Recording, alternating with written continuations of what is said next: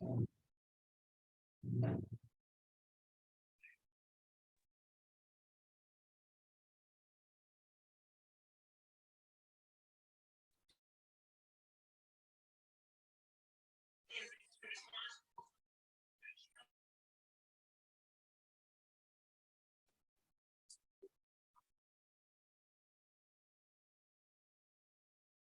Dr. Copeland. Hey, can you hear me okay? Yeah. Perfect. Thank you for shuffling times in the midst of the chaos. Not to be terrible chaos. Not a problem. Guess we'll give people a few minutes to hop on. Yeah, people tend to come on in the first 5 or 10 minutes just as people are finishing up the day or night shifts coming in. So we usually have another 10 or so that join after the talk starts. So. Yeah.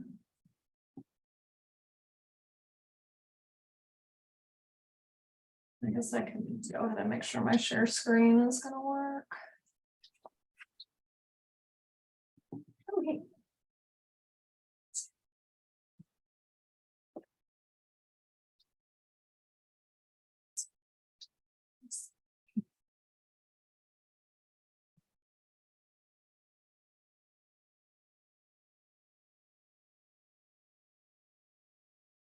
So let me see, that probably is, can you see at least the PowerPoint right now, but probably not in presentation mode? That's right. Yeah. Okay, let me get it in the presentation mode here.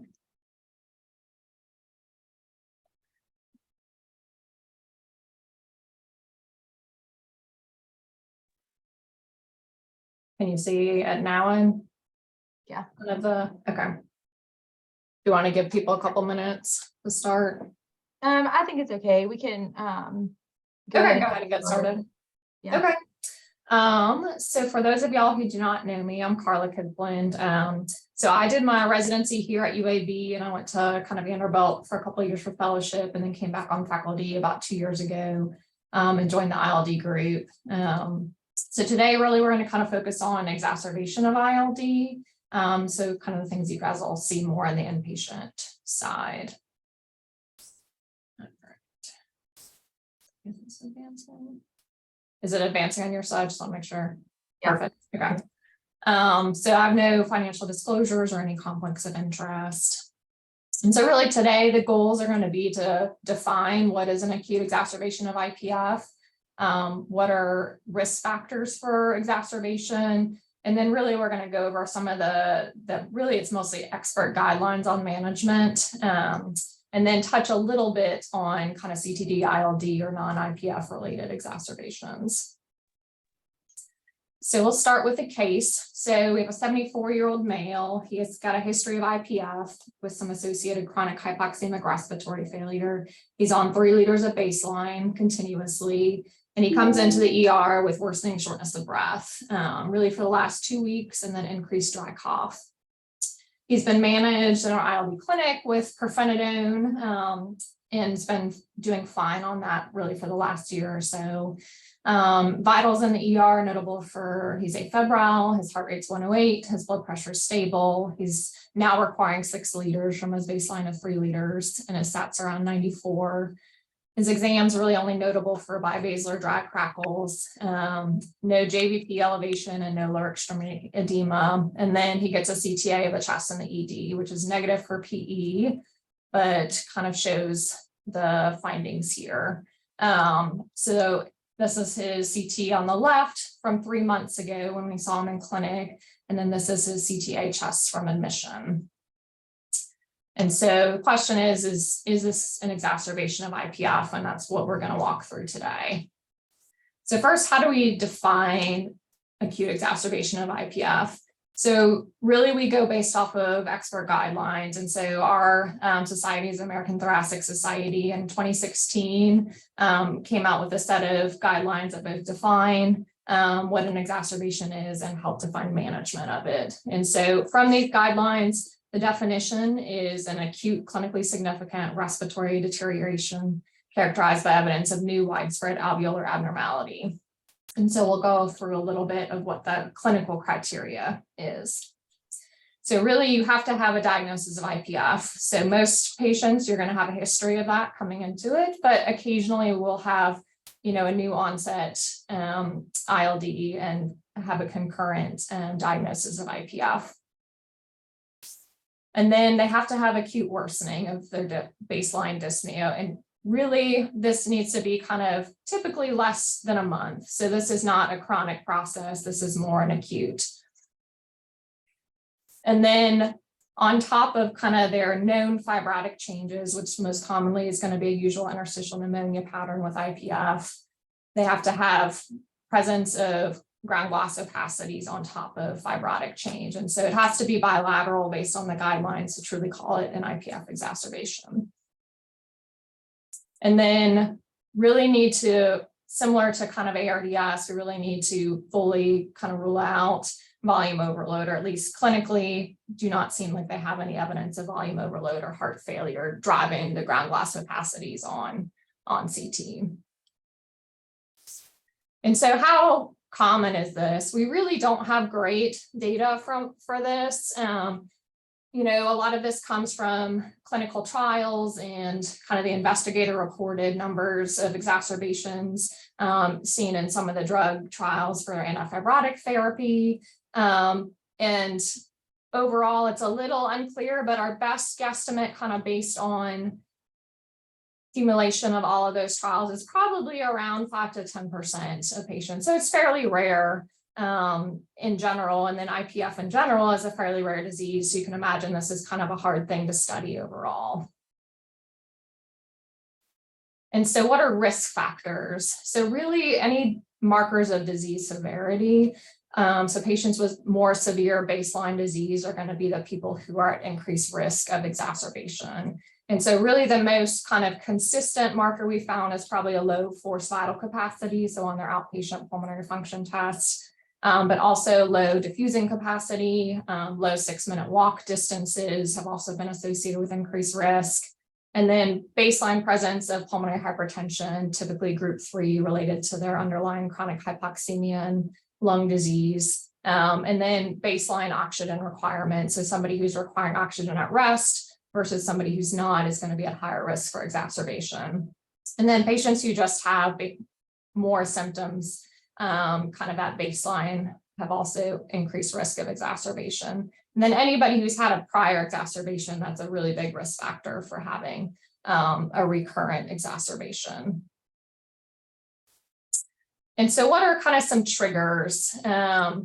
So we don't have great data on this, but there's some theories as to things that can potentially trigger an IPF exacerbation. So there's the thought that kind of microaspiration. Sorry, I think somebody needs to mute. There we go. Microaspiration or GERD is thought to be a potential trigger. So that's why we tend to, if patients have symptoms of GERD, we tend to aggressively treat them in this patient population. And a lot of this comes from kind of the clinical trials. It was found that the patients who anecdotally were not on anti-reflux therapy or PPIs tended to have an increased risk of exacerbation. So a lot of this is kind of retrospective anecdotal data, but this is kind of what we think. And then surgery is probably one of the bigger triggers for exacerbation. And this is why we a lot of times recommend not having our patients with, significant IPF undergo major operations, because it's a really big risk factor for having an acute exacerbation. Particularly thoracic surgeries are going to be the highest risk. Anesthesia, general anesthesia, particularly propofol and some of the inhaled gases tend to be higher risk. So if there's any way to get it with local anesthetic, or topical nerve blocks, those types of things, those are preferable if patients really need to get operative interventions if possible. And then infection is probably one of the most common things we see. So this can be viral, this can be bacterial, both can trigger it. And then there's been some thought that kind of inhaled exposures and air pollution can also trigger exacerbations as well. And then we have these patients who kind of don't really have a trigger that we can necessarily find, and we kind of call that idiopathic. And so kind of how does this work? So in general, IPF is really just kind of a dysregulated response to lung injury. And so you get some genetic predisposition, some lung injury, and over time get development of collagen and fibroblast rather than kind of just normal cell repair. And so that's kind of your baseline IPF. And then we get this trigger on top of that that leads to an acute exacerbation. And really the pathophysiology of an acute exacerbation is really similar to ARDS. So it's kind of causes interstitial edema and hyaline membrane deposition that leads to diffuse alveolar damage. And if you happen to biopsy somebody, which we don't ever do this, but if you happen to, that's kind of the pathology we get. And then, as you can know, these patients already have abnormal cellular injury repair mechanisms. And so this, all of this interstitial edema and hyaline membrane just leads to further collagen deposition and further progression of their underlying disease. So it tends to accelerate their fibrotic process. And so how do we evaluate these patients? So this is kind of right out of our guidelines of how we kind of think about and manage these patients. So first, we really want to make sure there's not some extra parenchymal cause. So do they have pulmonary embolism causing their worsening shortness of breath? Is it, coronary artery disease, which IPF patients have an increased relative risk of having CAD and ACS, and then heart failure is common in this population as well, and then pleural effusion and pneumothorax. So those are kind of things you guys want to be thinking about ruling out initially when you see these patients. And so if you have ruled out kind of other causes, then the next step is really ideally getting a high resolution CT. We can sometimes do with just a CTA if there's enough ground glass, but a high resolution CT is really the preferable imaging modality if you're concerned about an exacerbation. And so what we want to look for is their new bilateral ground glass opacity and or consolidation. So going back to kind of our case patient. So on the left, we have his high res from about 3 months ago. And so kind of some of the baseline fibrotic changes. So you can see here, this is what we call traction bronchiectasis, which is where the airways are abnormally dilated kind of in the setting of fibrotic changes. And then all these little linear structures kind of coming out from the pleura is what we call reticulations. And then this particular slice doesn't have good honeycombing, but I'll show you guys some of that with a couple other images. And then we compare that now to his CTA of the chest. And so the caveat with a CTA is that because your pulmonary vasculature is enhanced, ground glass can look a little bit more intense than it does on a high resolution CT. So that's something to always keep in mind when you're seeing CT images. Just everything in the parenchyma is going to look a little bit more enhanced. So clearly we have kind of diffuse new ground glass opacities though in this patient compared to baseline. So this patient, I would say, would be having an acute exacerbation if we ruled out other causes like cardiac volume overload. And so these are just kind of some examples of patterns we can get with FLAIR. So these are good examples of honeycombing, which are these kind of cystic subpleural structures on these two left images. And they tend to call it honeycombing. You need to have kind of 3 across and 2 high to call it kind of truly honeycombing, but these are pretty good examples of that. And so these are just different ground glass patterns. This is more of a peripheral pattern, and then you can have kind of multifocal and diffuse. And the diffuse and multifocal tend to portend a worse prognosis compared to kind of the peripheral ground glass opacities. And so we're kind of now in this most likely acute exacerbation of IPF arm now.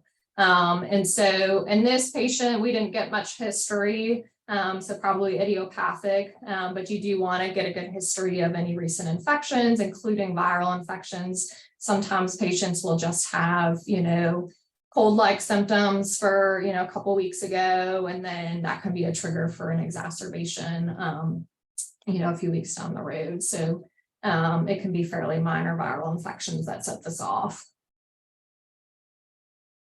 And so how do we manage this patient? So really, a lot of this is a fairly data-free zone. Most of the studies we have are, retrospective and based on kind of cohorts.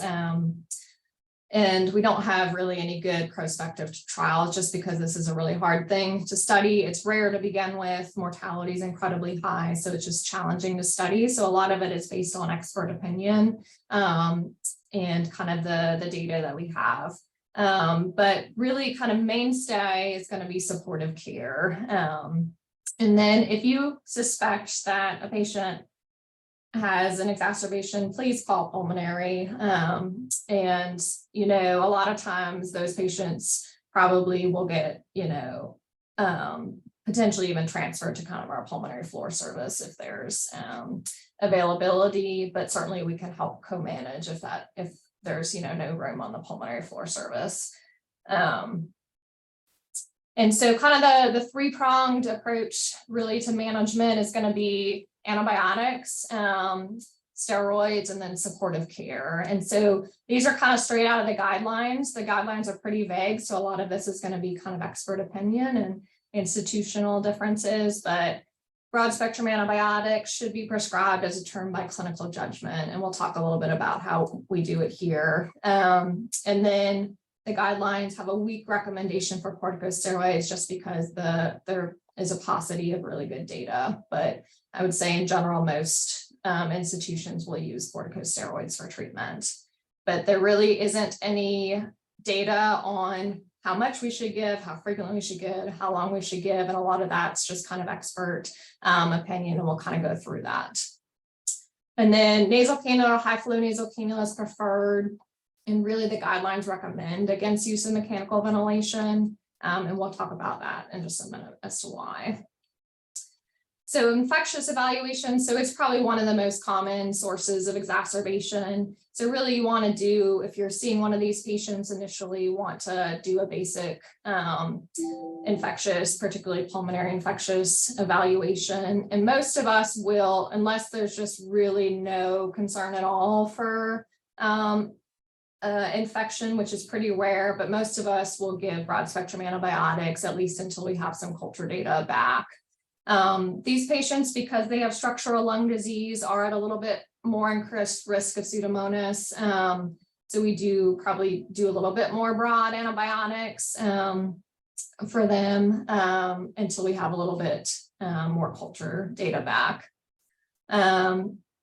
They're originally in kind of the initial guidelines, they recommended bronchoscopy, but in the most recent guidelines, we really found that it doesn't necessarily help much. It didn't really change management in most of these patients. And actually there was increased harm. A lot of the patients had worsening oxygen requirements and, poorer outcomes after bronchoscopy. So generally we usually don't perform bronchoscopy in these patients.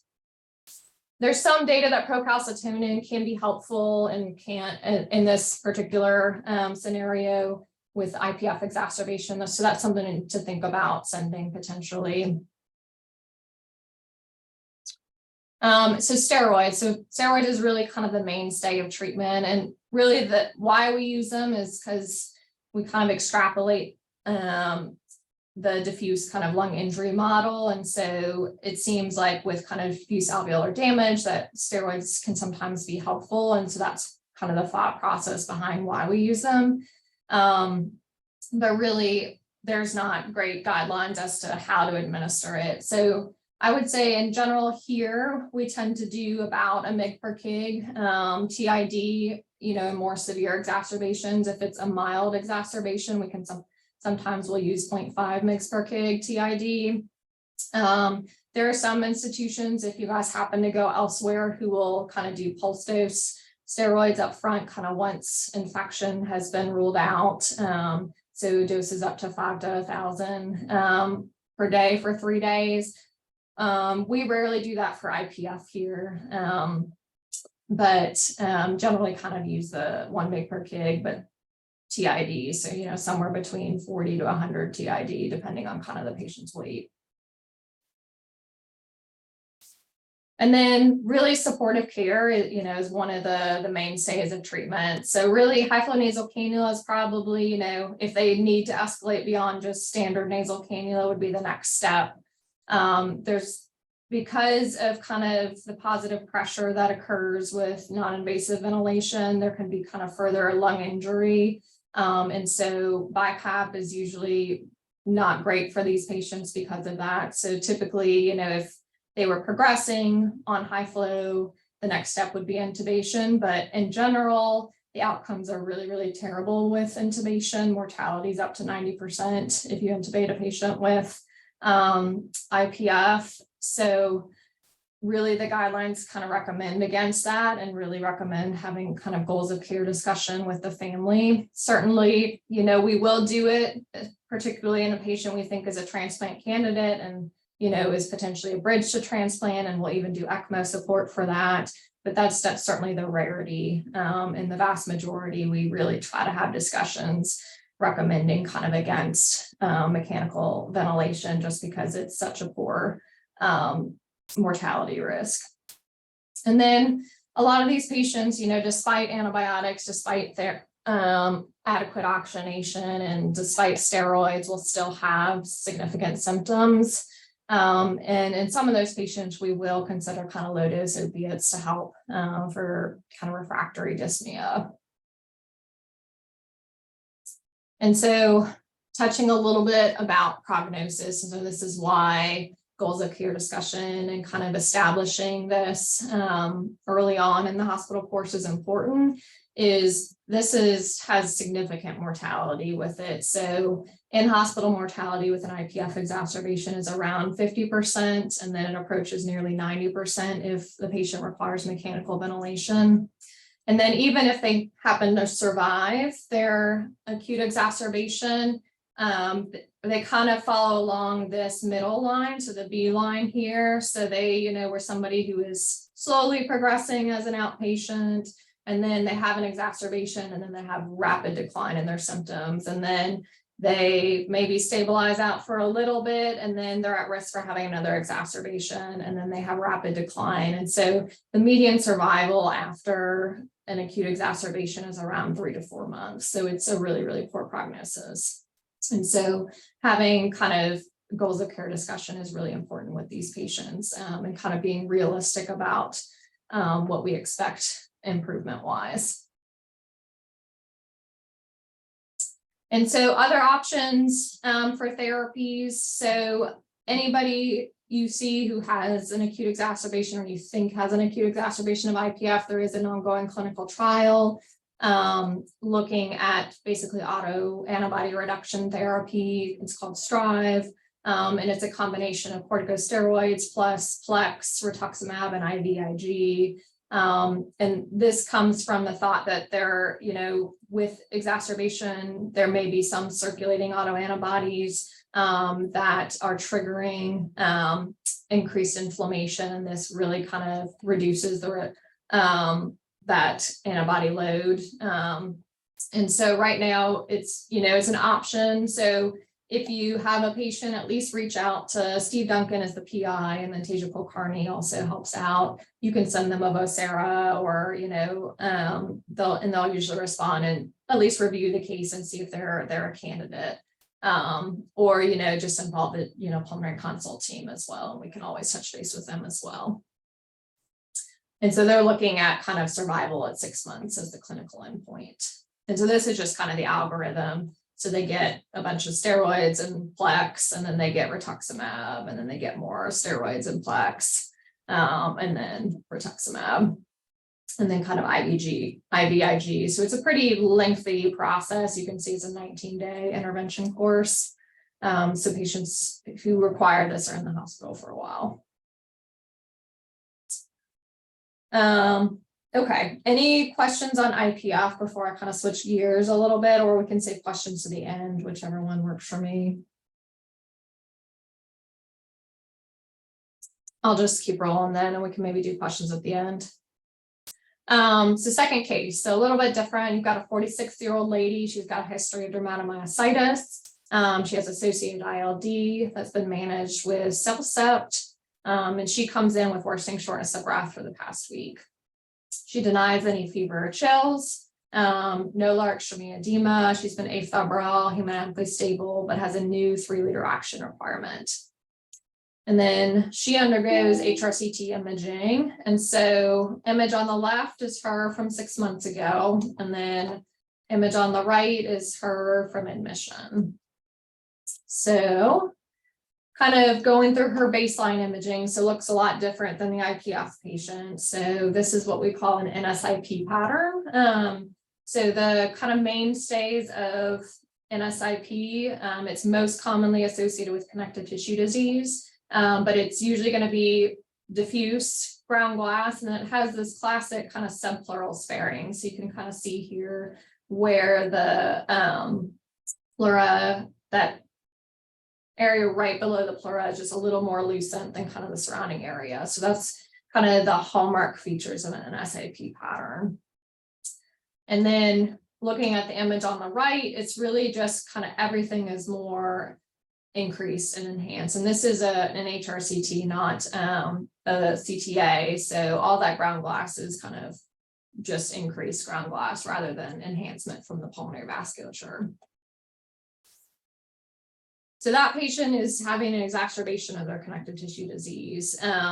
And so a lot of times the risk factors and incidence is fairly similar to IPF. So it's estimated to be about 4% of patients yearly who with underlying connective tissue disease associated ILD will have an exacerbation. And the risk factors are similar. So markers of more severe disease are patients who are more likely to exacerbate. And then also with connective tissue diseases, we can have kind of different imaging patterns. So the NSIP pattern is what I just showed you before, but sometimes with CTD, you can have a UIP pattern. And so patients who have that more fibrotic pattern tend to have increased risk of exacerbation as well. Mortality is better than it is with IPF, but still not great. We don't have great data on this either, but anywhere from 30 to 80% mortality, depending on the severity of the exacerbation. And so treatment's going to be fairly similar to treatment of IPF. So antibiotics, again, most patients will get it. And most of these patients are immunosuppressed. And so we do have to think about more atypical infections in these patients.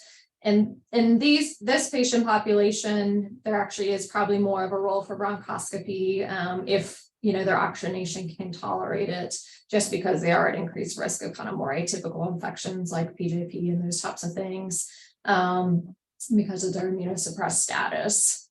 Corticosteroids, depending on the severity, we're much more likely to pulse these patients if they have really, severe exacerbations. So patients in the ICU, patients on, high flow nasal cannula, those types of patients, we actually will pulse if they have, are infected or we have a low suspicion for infection. And then certainly if they have alveolar hemorrhage as, part of their lupus exacerbation, then certainly those patients will get pulsed. And then in general, it's kind of followed up by a mg per kg of typically solumedrol in kind of divided doses, so fairly similar to IPF. And then the only caveat to this is, patients who have underlying scleroderma as the cause of their ILD, there is some risk of renal crisis with higher doses of steroids. We will still do it if, the exacerbation is severe enough, but we just have to be cognizant of that and keep close monitoring. And then with CTD, you have certainly more options for other agents you can use outside of steroids. So depending on the underlying etiology of their ILD, certainly cyclophosphamide we will use acutely because that tends to act more quickly in somebody who has a pretty severe exacerbation. Whereas mycophenolate, azathioprine tend to take a little bit longer to to take effect, but sometimes we'll start that on the inpatient side to get it kind of rolling once the patient's a little bit better. So I think that's kind of the quick overview I have. So overall, unfortunately, exacerbations of ILD and particularly IPF have overall a fairly poor prognosis. So really early diagnosis and management is essential, and really early pulmonary involvement is important. So we can help y'all manage this. Because it is unfortunately a very data-free area, and a lot of it is based on expert opinion, we really need kind of pulmonary involvement. And if, you know, those who are not on the pulmonary consult team are not an ILD physician, they know how to get in touch with us pretty easily. And we, a lot of times, will help co-manage. So what questions do you guys have? I try to kind of keep it to 30 minutes so we have time for questions. Okay. So I had sent you a few questions that the team sent, but I did receive one additional question about immunosuppressants. So for the connective tissue ILD patients who are immunosuppressants, how to manage those if you think they are infected, because you need them for the underlying disease, but you know, should you hold initially until infection's ruled out? Was kind of the gist of the question. Yeah.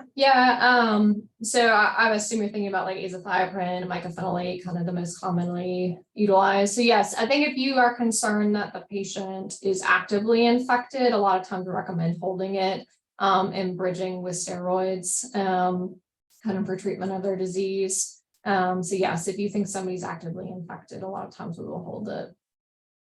They're kind of longer acting immunosuppressing agents. And then the only other question that I had was for the STRIVE trial. I recently had a patient that you guys started on the STRIVE trial. Does it matter what they've received on the front end prior to consultation? Does that in what way do you mean? I guess if they've already gotten steroids and antibiotics and things, is that somebody? I don't think so. So the big exclusion criteria, you know, is they can't have any positive autoantibodies. Like if there's somebody who has, you know, happens to have IPF and just a mild positive ANA, a lot of times that'll preclude them. But outside of that, they do get antibiotics as part of that trial. So it's usually they get 8 days of empiric antibiotics. So I don't think that being started on steroids and antibiotics would preclude them. But certainly the earlier, the better in terms of seeing that if they would be a candidate.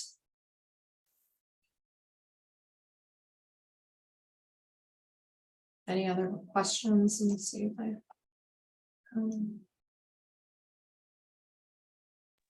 Yeah, feel free to put them in the chat too. I'm gonna stop sharing so I can see the chat. It's hard on the dual screen to see both. While you guys think of questions, I mean, we did recently work with your guys' group to come up with some guidelines about who should go to Holland, who should go to Maine. Yes, I don't know if that's been working well. We've had several. The ICU is the only place where we found that like patients are admitted that still come to the floor at Highlands because they're already at okay. But Like they went to the ICU at Highlands and then just get stepped down to the floor there. That's what you're saying. Yeah, I mean, I think that's something we can certainly work on because typically our fellows triage, and so that's something we can work on internally. Because I agree that probably would be best to have most of the ILD patients at Maine, just you know, because that's where we have a lot of access to, you know, STRIVE protocol, our pulmonary floor service, those types of things, a little bit more easily accessible.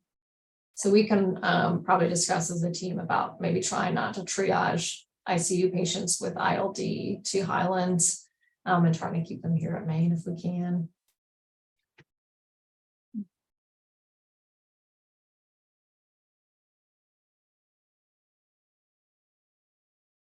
Any other questions? I know that was a very kind of quick overview.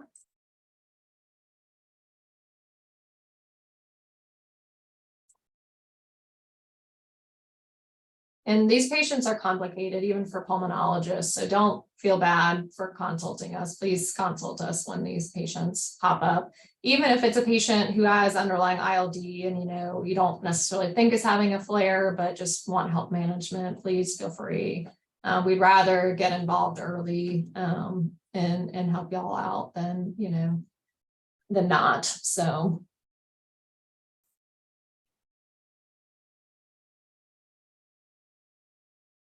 Okay, well, I guess if there's no other questions, thank you everybody for coming. Thank you again, Carla, for being so flexible and rescheduling. Yeah, sure. I'll reach out if anybody sends me follow-up questions or has any other thing to ask. I'll reach out and send you. Okay, perfect. Thank you. All right, thank you. All right, thanks. Bye.